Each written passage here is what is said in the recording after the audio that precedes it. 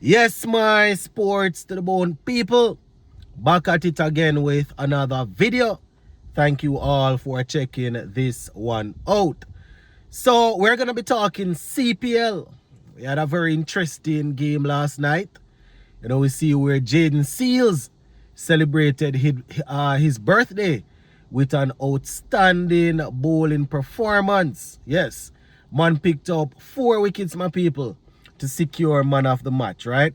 Gonna give you all the details surrounding that. Plus, we're gonna be talking about some news coming out of Barbados. We see where a couple days ago, apparently, um, some cricketers were held up by an armed robber in Barbados. Thankfully, no one was hurt physically. Based on the report coming out, somebody lost a chain and thing. Gonna give you all the details where that is concerned.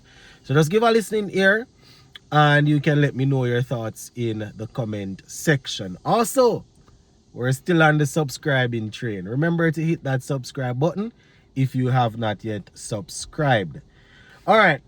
So last night, my people, was a low scoring game.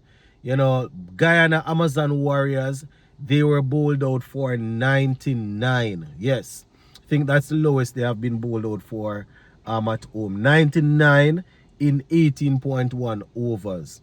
Tell them, my viewers and subscribers, we saw some excellent bowling from the likes of Jayden Seales, right, and a few others. Moeen Ali, they are still working with him at the top of the order. He got only 10, right? Shea Hope got 26. Couple other guys, got double figures like Samson with 19, Pretorius with 12, and McDermott with 14. No one else was really able to get into double figures. So 99 all out, my people, in 18.1 overs. And honestly, Guyana Amazon Warriors, they gave it their all with the ball, while they were defending this. I mean, Falcons supporters will probably say that they could have gone about it a little bit different if they had scored more, because they won the game by 4 wickets with 5 balls to spare. So some people might be thinking, if they couldn't have gotten over the line a little bit more comfortable. But Amir Jangu, he saw the game out, right? He carried his bat and made sure his team got across the line without any issues. Now, let's just take a quick look at the bowling for the Falcons. Wasim, the captain, 1 for 15 from 4. We also saw Shakib getting 1 for 28, right? Usman Mir finally coming to the party with 3 for 17 from his 4 overs. But the pick of the bowlers, Jayden Seales, doing a whole lot of work there, my people. 4 for 15 from 3.1 overs. Celebrating his birthday yesterday in fine style. And just to remind you, Jayden Seales recently entered his name into the auction for the SA League. That's the South Africa T20 League. So you can imagine people will be looking. Yeah, man, people will be looking and they will be saying, yes, Jayden Seales is definitely on the right path when it comes on to T20 cricket. I did a video a few days ago where I was talking about Seales, saying that, we definitely want him to go and maximize his earnings, yes, especially when we don't have any international cricket going on. But, we are hoping that his manager or his coach, agent, whoever it is, they are bearing in mind that he's a fast bowler.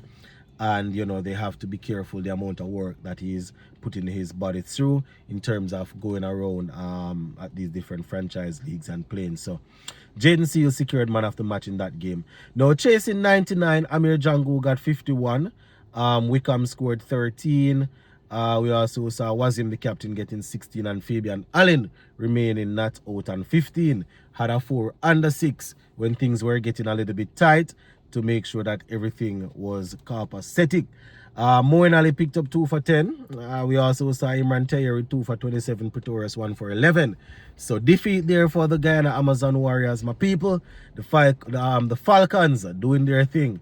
For those who have been paying attention, I've said it before that I am working with the Falcons this year, right? Until Jamaica gets back a team, I'm going with the Falcons. Obviously, I'm not going to go with an already established team that has been in the CPL like that. So, you know, we're working with the Falcons. So shout out to the Falcons. All right, just before we finish, my people, I was reading this morning, and apparently this happened on Tuesday, right? On Tuesday, around about 2:50 in the morning. Based on what I'm seeing here, you know, they said that two West Indies cricketers and a CPL official from the St. Kitts and Nevis Patriots were robbed at gunpoint, right? And, you know, they are saying this happened around about 2:50. The guys were coming from a private event and heading to their hotel. Apparently they stopped to get some food, and a gunman basically came up and, you know, was looking to see what he could get. You know, based on the report that we are seeing here, you know, apparently the guys ran. You know, one of them fell and, you know, got into a tussle with the would-be robber. You know, the robber, you know, apparently took the guy's chain, left, but he left his pew, right? That was handed over to the police. So, you know, we're looking at the incident report here. So the incident report says early morning of Tuesday, September 9.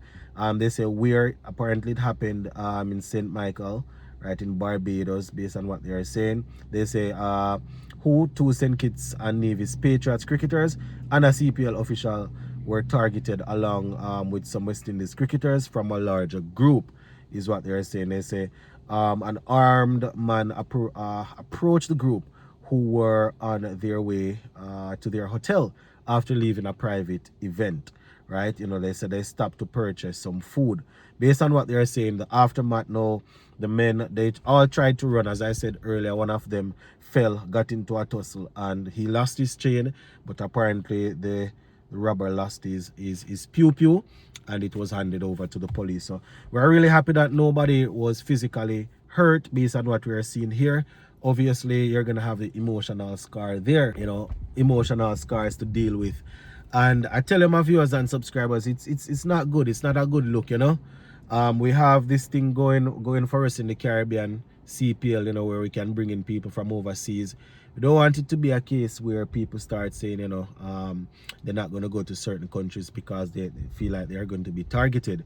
Not saying this is something that happens often, you understand, but, you know, to be in a place where this happened any at all, you know, it's not a good look. So, you know, hopefully whoever was involved in that, in terms of being the aggressor, you know, they will be dealt with properly.